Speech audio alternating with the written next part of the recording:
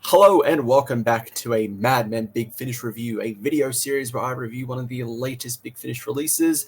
I am joined with Professor Pixel, and we are here to talk about Broken Hearts, a special release in the 11th Doctor Chronicles. This came out of almost nowhere. They're just like, hey, you got some more content for the 11th Doctor Chronicles with the 11th Doctor and Valerie.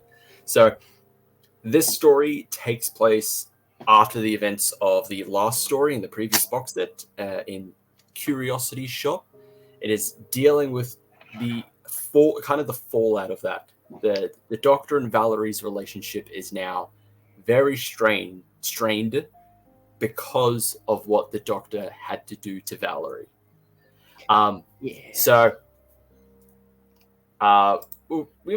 We may spoil some stuff, we may not, but it's a very short story. It's only an hour long.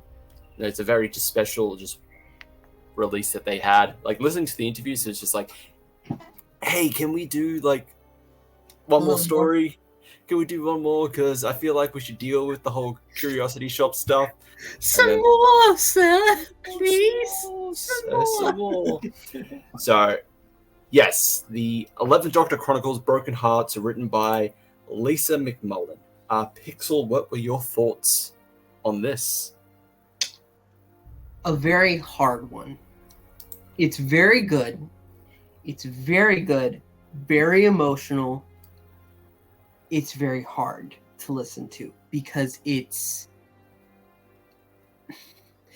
two characters that are truly struggling with a situation that they dealt with in the last episode, and them tackling that. Valerie was violated in many ways by what the not Doctor did. Yeah. When he was trying to piece himself together. And so he's not entirely to blame, but he's not entirely innocent. And Valerie has a very hard time looking at the man that did that. Yeah. It's all very messed up. They're both damaged by this, and they want to get past it, but she just feels like she can't.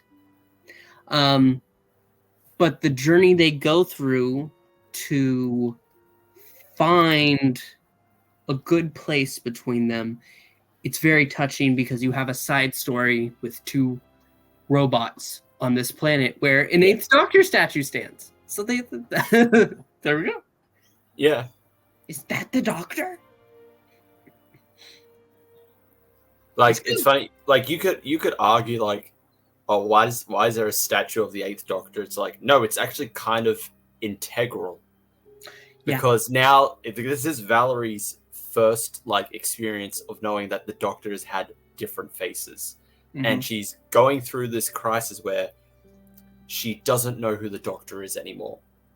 And their friendship is now incredibly strained because of what he did when he didn't know who he was. So, having that 8th Doctor statue there is very integral because it drives that wedge even further. Because it's like, she even questions, are you actually really the Doctor, or are you just someone pretending to be the Doctor? Did you steal the TARDIS? Did you steal his name? You steal his name?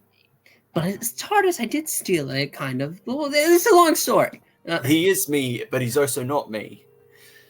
Like, and paralleling this with the two robots also voiced by Jacob Dudman and Sophia Ingar, Augustus and Lionel.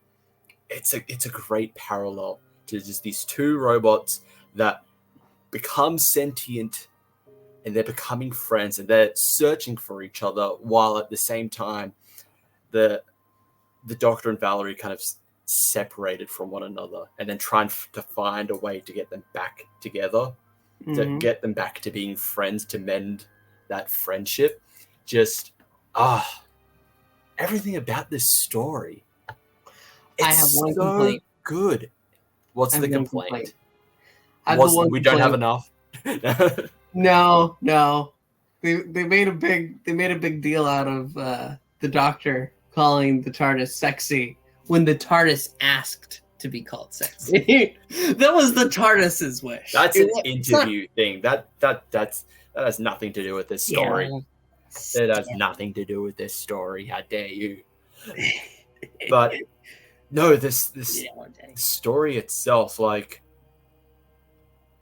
granted, someone could say you don't really need this, but it's like, no, you kind of do, because Curiosity Shop, that's a really big character thing between the two, between the 11th Doctor and Valerie. So to have no fallout from it, like, if this wasn't here and we just went straight into the next box set and it's just, we're just back to usual, it's just like, I feel like we're missing something. So I'm glad that this story was approved, that they could do this story, because it is very necessary. Because I've been loving Valerie as a character.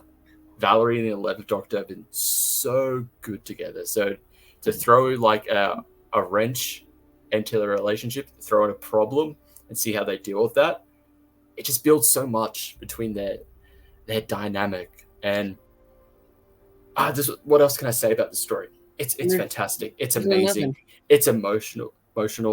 It's so good. Honestly, who knew that the 11th Doctor Chronicles would be one of the best series Big Finish at all that they're producing? And it's going to be so sad when it ends in February. We have another release next month, which is the most insane thing to me. We have another one. We have more and more and more. Like, we have one next month. And it's the last one in February. There's a line here at the end, and there's nothing to really spoil. It's an experience. This is an episode to experience. You can feel it. We can't spoil anything for you. You know that both of these characters are returning in the next box set, and they have another box set after that. So they're fine. So there's nothing like major to really spoil. But there's a line where 11 says, "I don't think I'll ever want to say goodbye to Valerie Lockwood." And now all I can think is, oh crap, something really bad is going to happen.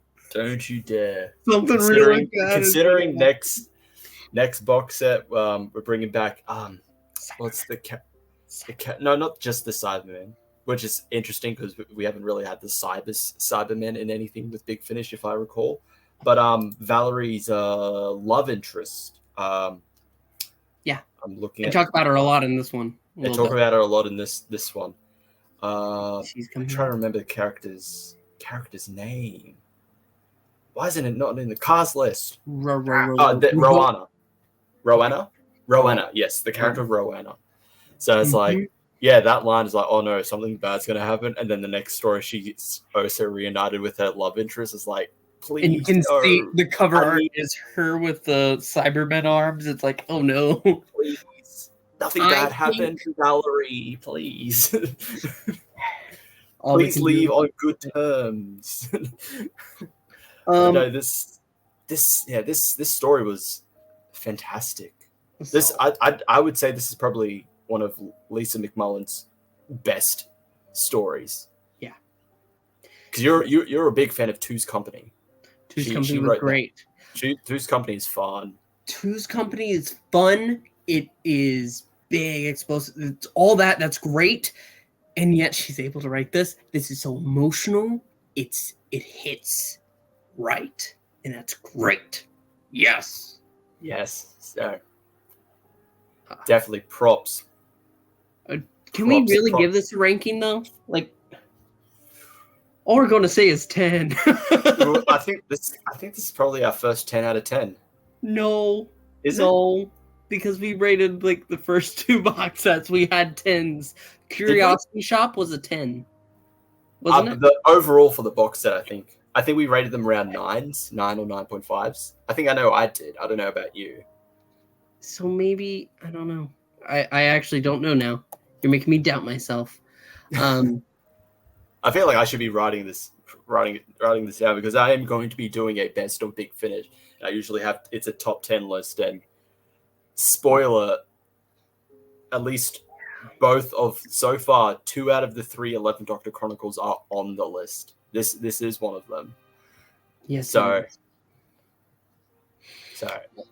yeah. Honestly, 10 out of 10. This is great. This is so damn good. I think the only not really criticism, the only problem is that the fact that you would have had to have listened to the previous story for this to hit even harder. This isn't a story you can't go in blind. No, that's true. You would have had to at least listen to Curiosity Shop. That's the only thing with it. It does require homework. If you're thinking, oh, maybe I could it's just a single story by itself, that should be fine. No, not really. You need the context. You need the context for it. But I'd still give it a 10 out of 10. It's a 9. So it's a 9? No. It's a 9 because it requires something. We talked about I'm still going to give it a 10 out of 10. I don't care. Even if that little caveat that you need context. I think as it is, it's absolutely fantastic. Fantastic. It's brilliant. That's fair. All right. Yeah. Yeah, and that is it. I'd say also the cover. We very rarely mention covers, but covers really good. It's a really good cover. It's fantastic. It's a really fantastic cover. I wish this had a physical release. I would have bought it. To have that on my shelf there. That cover. I didn't realize it didn't have a physical release. Wow, that's sad. This is a download only. Wow, that's sad. That's sad. It's so sad. It should be more. I should hold it in my hand. I'm download only for the entire series, but I kind of wish I went back and I would have had them physically, but oh well. I'm still getting it anyway. But yeah, fantastic cover. But that is it for this review of the 11th Doctor Chronicles Broken Hearts. Thank you everyone for watching. Remember to like, subscribe, hit the notification bell, check out my previous reviews or videos. Remember to tune into our weekly live streams. We're back. Doctor is back, so it's very topical now. It's very topical until that 2-week period before the Christmas special. We're going to have to figure out something to fill that time. We'll figure out something. But yes, go listen to Broken Hearts, especially if you've listened to the previous 11th Doctor Chronicles stuff. If you aren't checking out the 11th Doctor Chronicles, you are making one of the biggest... Especially this era. You don't really need to listen to the first two, but starting from Geronimo very good onwards, like you are missing out on this is what 7B should have been. I don't care about the Clara. Forget about the Clara stuff now. This is what 7B should have been. This is what it should have been. This is 7AB, and then... This is 7A.2 also. Yeah. That's all. Thank you everyone for watching. See you on the next one. Ciao. Geronimo!